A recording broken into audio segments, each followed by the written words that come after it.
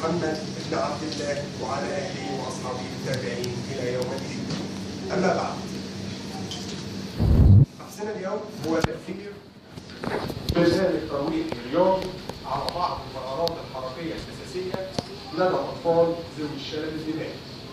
إعداد كريم أسامة رشاد ضمن متطلبات الحصول على درجة الماجستير في التربية البدنية والرياضة بكلية التربية الرياضية. في البداية هبدأ بمقدمة البحث.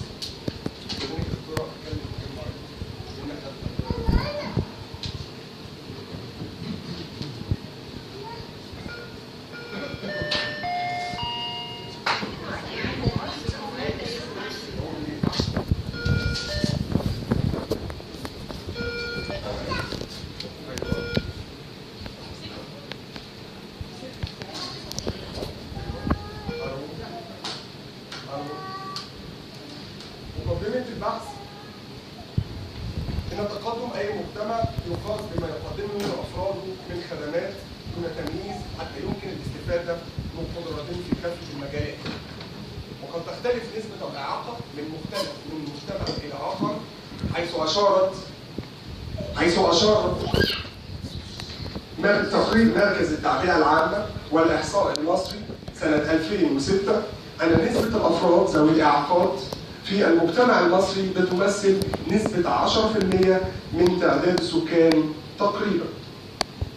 وتعتبر هذه النسبة ليست بقليلة ولا يمكن تجاهلها، إذ إنها تمثل شريحة من المجتمع المصري لديهم قدرات يمكن استثمارها، الأمر الذي يتطلب إتاحة الفرصة لهم بالمشاركة في الأنشطة المجتمعية والإنتاجية كغيرهم من أفراد المجتمع.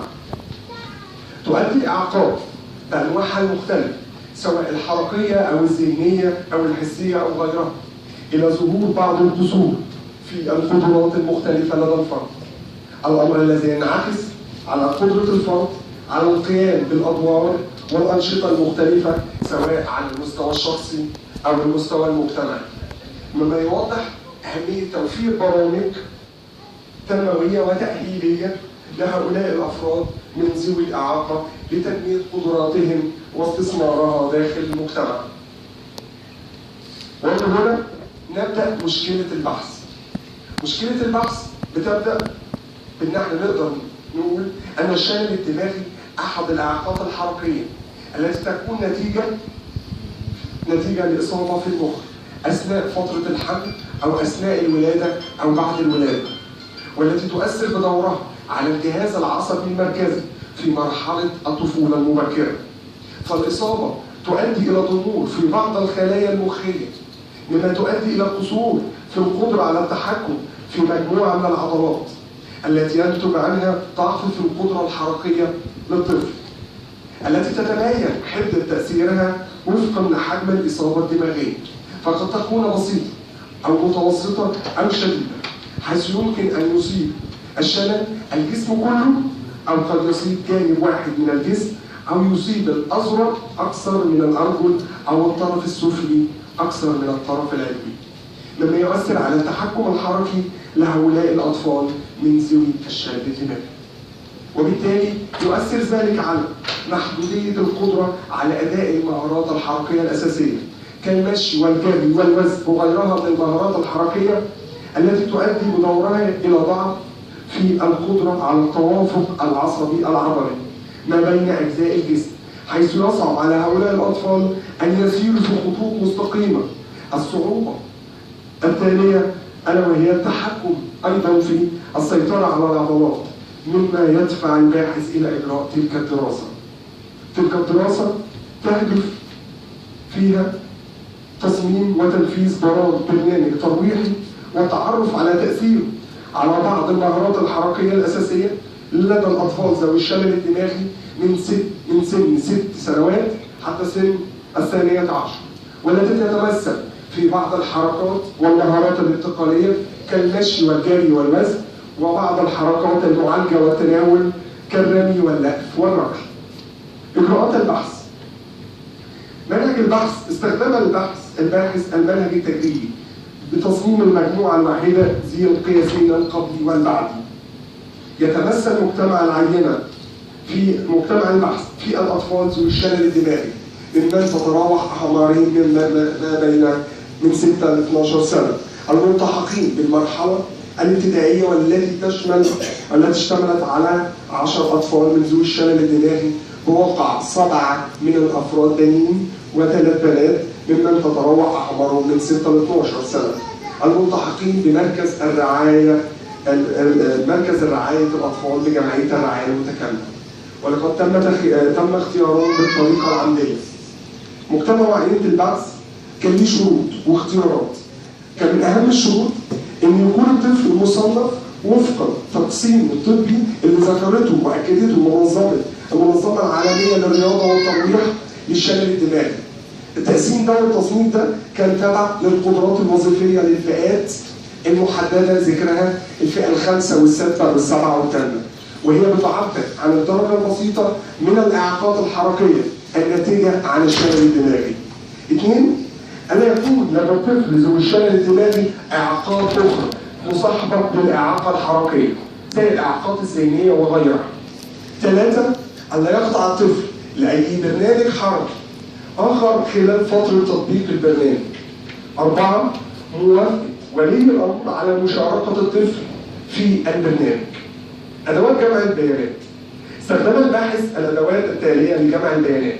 أولاً استمرار تقييم المهارات الحركية الأساسية التي تستهدف الاستمرار تقييم بعض المهارات الحركية الأساسية لذوي الإعاقة، حيث تقيس الاستمرار 6 مهارات حركية أساسية تتضمن بعض الحركات الانتقالية كالمشي والجري والوزن، وبعض الحركات المعالجة والتناول وهي الرمي واللهف والركض.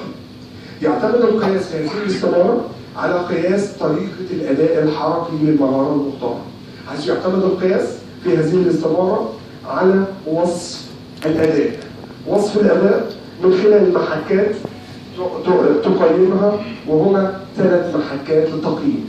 يستطيع ويحصل فيها الطفل على درجتين، يستطيع مساعدة يحصل فيها الطفل على درجة واحدة، لا يستطيع يحصل فيها على 0. من ضمن أدوات جمع البيانات أيضا البرنامج المقترح. هدف البرنامج المقترح تنمية بعض المهارات الحركية الأساسية المتمثلة في الحركات الانتقالية كالمشي والجري والوزن، ومهارات المعالجة والتناول كالرمي والركض واللهف للأطفال من ذوي الشلل الدماغي من سن 6 ل 12 سنة. محتوى البرنامج يتضمن مجموعة من الأنشطة الفردية والألعاب الترويحية اللي تحتوي كل واحدة منهم على مهارة أو مهارتين بالأكثر من المهارات الحركية الأساسية الأولى وهي الرئيسية في الوحدة، ويتم ممارسة الألعاب بحيث تتضمن الوحدة 4 ألعاب ترويحية. أيضا تطبيق البرنامج. يحتوي البرنامج على 36 وحدة يتم تطبيقها على مدة 6 شهور أي 12 شهر مواقع 3 وحدات أسبوعية. أساليب التقييم. استخدام استمرار تقييم المهارات الحركية لتقييم المردود البرنامج على تنمية المهارات الحركية الأساسية. المعالجة والتناول. استخدام اختبار دلالة الفروق بين المتوسطات. النتائج في ضوء الأهداف البحث وفي إطار المنهج العلمي المستخدم وما استعان به الباحث من أدوات وجمع البيانات وما اتبعه من إجراءات، وذلك من خلال التحليل الإحصائي للبيانات وعرضها، تمكن من استخلاص النتائج التالية. توجد فروق دالة إحصائيا بين القياسين القبلي والبعدي لصالح القياس البعدي لدى الأطفال ذوي الشلل الدماغي المشاركين بالبرنامج في المهارات الحركية الانتقالية كالمشي والجري والوزن. توجد أيضا فروق دالة إحصائيا بين القياسين القبلي والبعدي لصالح القياس البعدي لدى الأطفال ذوي الشلل الدماغي المشاركين في البرنامج في المهارات المعالجة والتناول التالية: الركض والرمي واللهف. تتضمن البرنامج الترويحي للأطفال ذوي الشلل الدماغي أيضا الأنشطة اللي بتتميز بالطابع المختلف في التوازن، أنشطة بتهتم بعناصر التوازن والتوافق اللي من شأنها تنمية المهارات الحركية. أيضا تقديم الدعم البدني للأطفال ذوي الشلل الدماغي من شأنه المساعدة في عملية تنمية المهارات الحركية لديهم. أيضا الاستخلاصات والتوصيات. توصيات في البحث بتستعرض أن يهتم مدرسي ومدربي التربية البدنية والرياضية بتنمية المهارات الحركية الأساسية للأطفال ذوي الشلل الدماغي نظرا لدورها المهم في تنمية المهارات الحياتية اليومية. أيضا أن تقوم الأندية ومراكز الشباب على مستوى الجمهورية بفتح باب الممارسة الرياضية للأطفال ذوي الشلل الدماغي وتوفير كافة البرامج والإمكانات اللازمة لما ذلك من أهمية في تنمية قدراتهم الحركية والوظيفية. أيضا أن يستخدم الباحثين والمتخصصين البرنامج الترويحي المنفذ والعمل على بناء وتصميم برامج أخرى تهدف إلى تنمية المهارات الحركية الأساسية. الشكر والتقدير.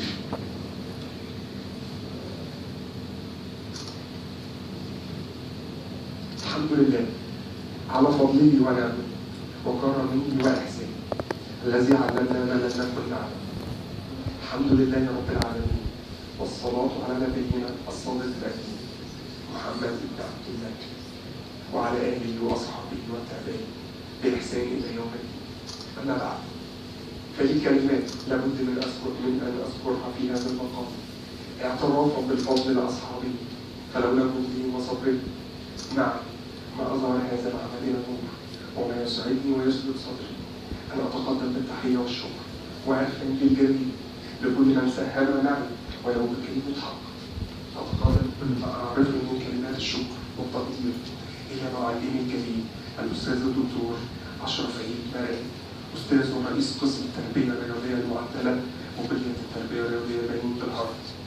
أتقدم بالشكر والتقدير إلى الدكتورة رانيا صبحي أستاذ المساعد بقسم التربية الرياضية المعدلة وكلية التربية الرياضية على ما بذلته من تجاري من جهد. أنا مش قادر طبعا يعني مع الدكتور رانيا أنا ما بقدرش الكلمات اللي بتحمل نوع من الرسمية ما بقدرش نفسي أتكلم. يعني أنا بشكرك وجزاك الله خير بجد لأنك حضرتك ساعدتينا. لازم الناس دي كلها تعرف قد إيه حضرتك ساعدتيني في البحث وصبرت عليها كتير كتير كتير. البحث اللي هو حضرتك بعد ربنا ما كانش هيطلع وبالتالي أنا بشكرك قدام الجميع. أي حاجة أنا أقول لحضرتك قدام الناس حضرتك في البحث. وأتقدم بخالص الشكر والتقدير إلى الأستاذة الدكتورة ليلى عبد العزيز زهران الأستاذة التي سعت وجهدت واجتهدت في أن توصل إلى يوم السبت الواحد 10/5 في مناقشة البحث. بشكر حضرتك كتير جدا وأستاذتي الدكتورة أمل جميل اللي فعلا هي مجال دلوقتي لسه في مرحلة البكالوريوس وبالتالي أنا بشرف بحضورها وبشرف بإن هي بتناقشني وهتسري البحث بالإضافات والمناقشة السرية اللي أنا هقدر أستفيد بيها والأطفال بعد كده يقدروا يستفيدوا بيها من خلال تنفيذ البرنامج. وخاتما أتقدم بخالص الشكر والتقدير والامتنان إلى جميع من كانوا بمثابة الوقود والدافع لهمتي إلى الأمام طيلة حياتي ومن راس الأمل ودرع الأمان. أنا وهم أبي وأمي. تعالوا الله عز وجل أن يكون في عمرهم. وأتقدم بخالص الشكر إلى إخواني وأخواتي وجميع أفراد عائلتي اللي مشرفيني النهارده لوقوفهم بجواري في يوم زي ده. بشكركم كتير جدا وأنا آسف على